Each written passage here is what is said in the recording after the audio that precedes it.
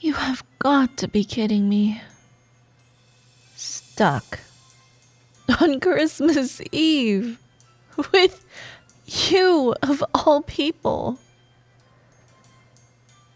Could this day get any worse?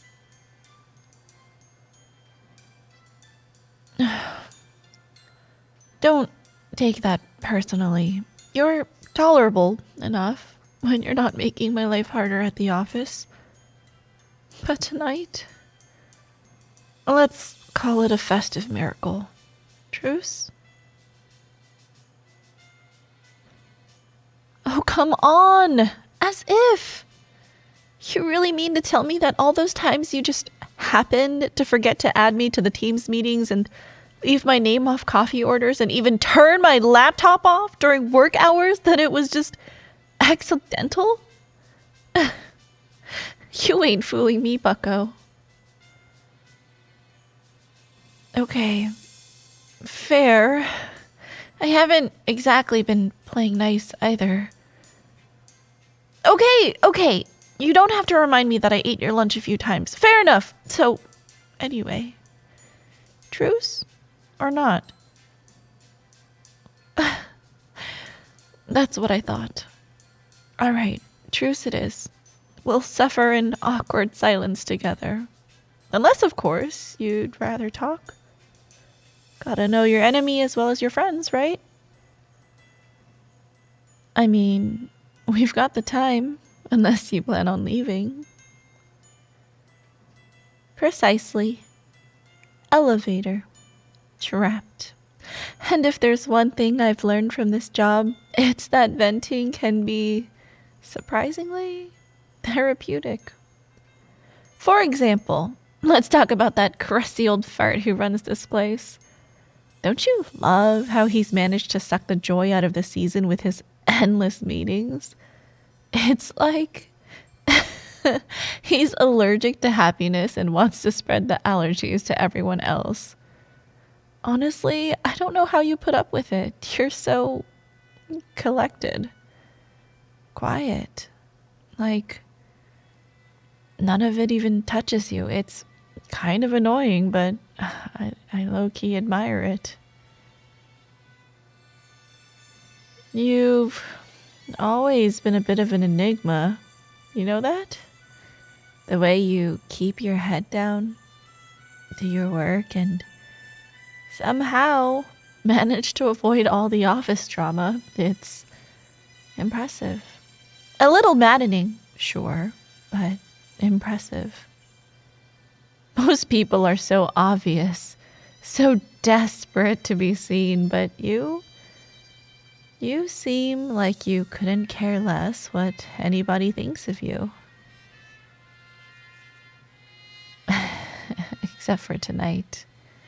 I see it, you know. You seem nervous right now. With little old me? Really? How cute.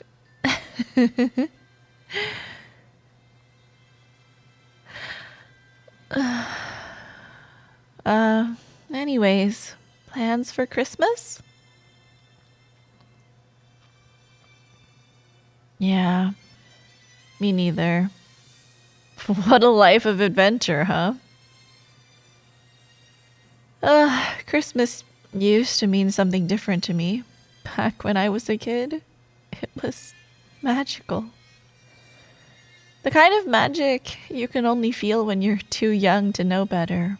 My parents would string up these cheap, flickering lights, and we'd crowd around this little plastic tree like it was some grand event.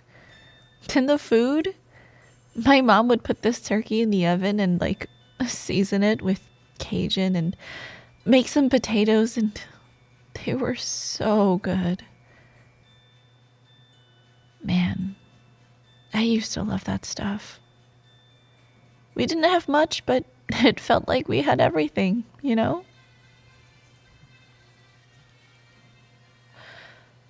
But you grow up, don't you? Move away, chase a career, and Tell yourself you'll find that magic again once you've made it. And then one day, you're sitting in a city miles away from home, realizing the lights don't hit the same and the food tastes flavorless. You wonder if it's the city that made you cold or just you that sucked the life out of everything. Feels like no matter how much more money I have now, I'll never quite be able to buy that feeling I used to have. That feeling of belonging somewhere warm. Sorry, didn't mean to get all sentimental on you. It's just the stress and stuff. I used to think I didn't need anyone to enjoy the holidays, but now I know better. Christmas isn't about the lights or the tree. It's about who's sitting beside you. And this year, well, looks like it's just me. Unless you count you, of course. Lucky me. Trapped with my favorite coworker on Christmas Eve.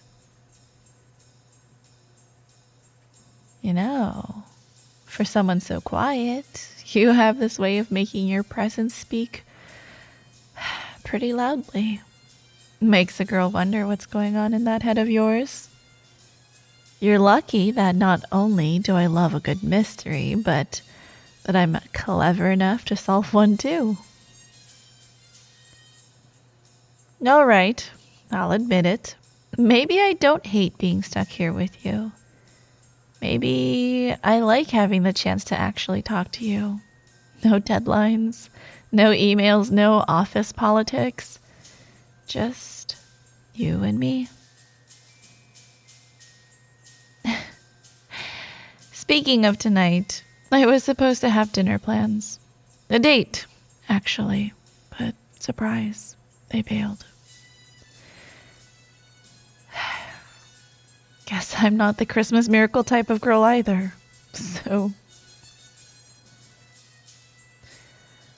So, how about this? When we get out of here, let's make a deal. I'll take you to dinner, my treat. We'll skip the fake smiles, the forced holiday cheer, and just enjoy the moment. No pressure, no expectations, just two people figuring out how to make Christmas mean something again. Sitting here talking to you feels real. Like, for once, I don't have to try so hard. You make it kind of easy to just be me. Unless, of course, you're scared of spending more time with the real me. I know that a powerful, independent, intelligent woman such as myself might be a little intimidating to a guy like yourself. But trust me, I can be as nice as I am cruel, depending on if you deserve it. So, what do you say?